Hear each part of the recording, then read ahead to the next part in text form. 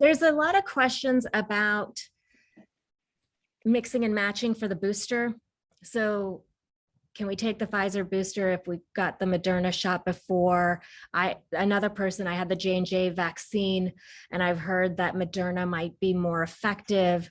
How would you have people determine what to do if they have an option to choose?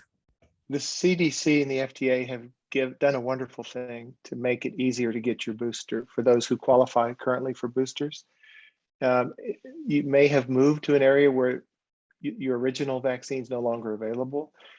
People who, like nursing companies that are going into nursing homes to give out vaccines, they only have to bring one vaccine now, not 3 types. There are some reasons someone might consider for safety reasons to switch from one to the other. There are pragmatic reasons. The other thing is, it's been shown now in a study that both Carlos and I participated in, NIH-funded study, that mixing and matching, giving a different boost relative to what you originally had, is safe, tolerated well, and produces antibody responses that in general are stronger than if you got the same thing again. They're either at least as good or stronger. In no cases was it worse. So it does make sense.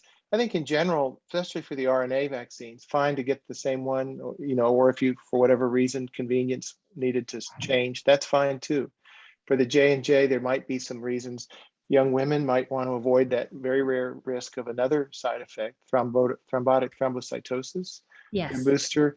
And frankly, the antibody responses, we don't yet know that it's true for protection, but the antibody responses, if you have a RNA boost to a J&J original series, are much higher if you get the RNA boost. And in some ways, it's a little bit unfair because we're still waiting on the T cell responses from the study that Carlos and I both participated in.